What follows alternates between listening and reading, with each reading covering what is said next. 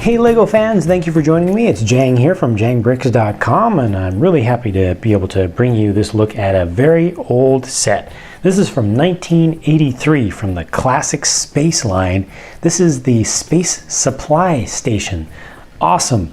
One of the many sets that I wanted back in the day from this series when these were actually available in stores.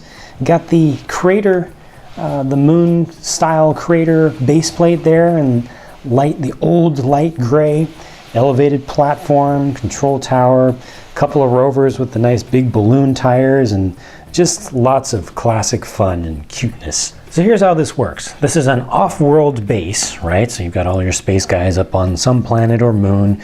Kind of made it look like he was going to be on the moon, but you could imagine it being anywhere in space that humans could actually go with suits. And this is a base that they've built up there, wherever the place is, and they send out little rovers all over the surface of whatever planet that they're on to go study things and collect scientific data and bring it back to the main base that's here.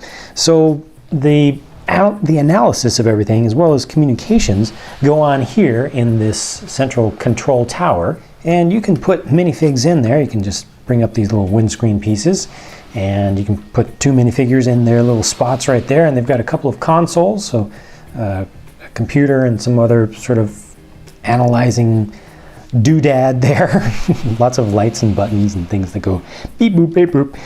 And you've got a couple of storage containers here to put samples as your guys go out on little trips and find stuff. You can bring them back and store them here while you're working on analyzing them. Maybe there are machines in there, spectroscopes or something. I don't know. You know, it's all about using your imagination, especially back in the day.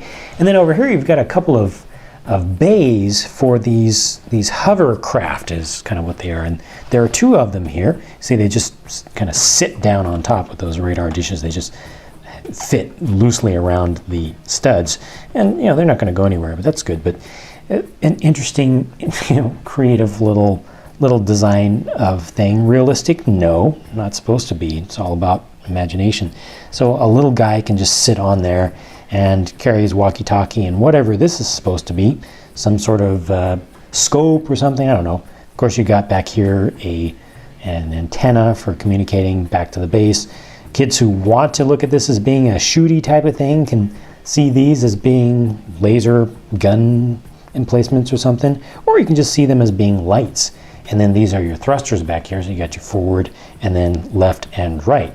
Good use of piece right there, and this is pretty much what it looks like with a guy on it, but unfortunately this one was missing a piece when I bought it, so it should have that piece on the back, the three-way kind of a megaphone kind of thing, but you get the general idea of what a guy looks like. And yep, there you go, you got two of those, and they can go out and do little scouting runs and come back. Here's one of the little rovers, and this one's articulated in the center. Very nice. You see, you got a little red guy on there, and this is able to turn completely 90 degrees. It's interesting that it's still stable.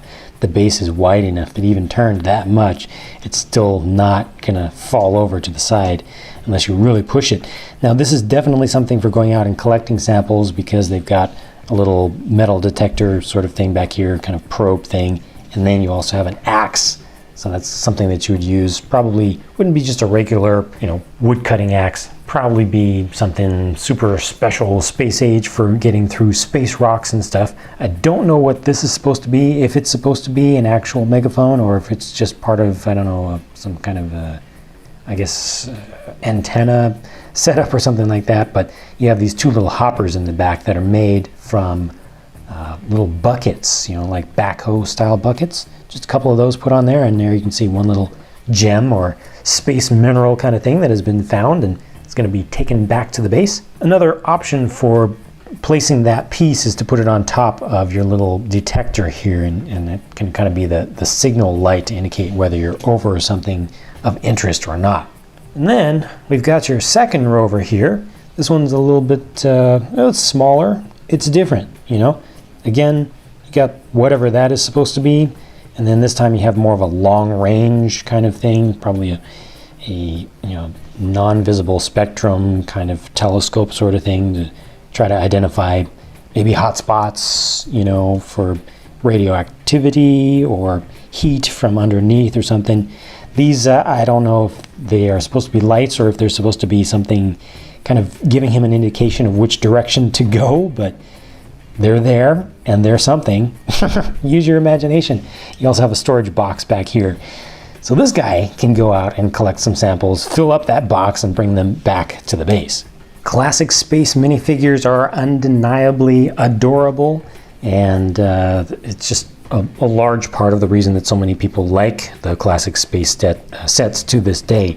Now we do have different ages here between these two pairs of figures. They were used for quite a number of years with slight modifications. Now these here are the older ones, not just because they've got the gold missing, but if you look at their helmets, you can see that it has the thin, what they call a chin strap, the thin area in the front, whereas these are thicker. Oops, the head didn't move with it. Let's see if there's a nope. There we go. You can see just a little bit better. You can see the little angle right there, right at the edge.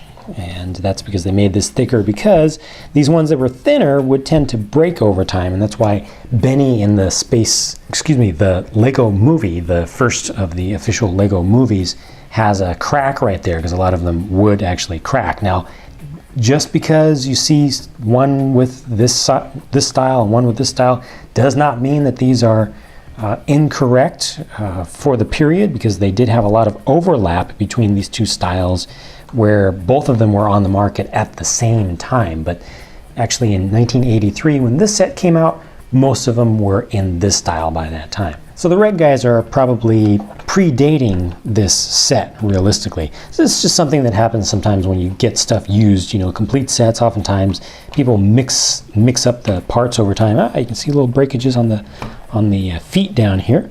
But, you know, people will mix up parts that are very, very similar over time, and, you know, it just happens. But they're still genuine. They are still all old, but just as lovable as ever. So I'm going to continue to get more and continue to show you more videos of more of these sets. Hope you enjoyed that. Feel free to share your thoughts about the set in the comment section, especially if you had this or wanted it when you were a kid, if you're old enough. Otherwise, if you're not old enough, you can still say what you think about it today. Thanks so much for watching. You can see more reviews like this of old stuff as well as new stuff on my channel, and you can browse through all of my updates, past and present and future, at jangbricks.com. Hope to see you there, and I'll be talking to you again soon.